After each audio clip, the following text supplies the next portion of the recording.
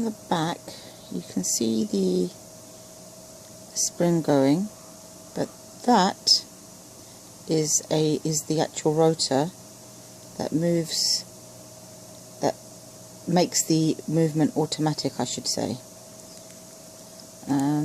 Trying to find a way of moving it without, there, it sort of moves a little bit with your wrist movement.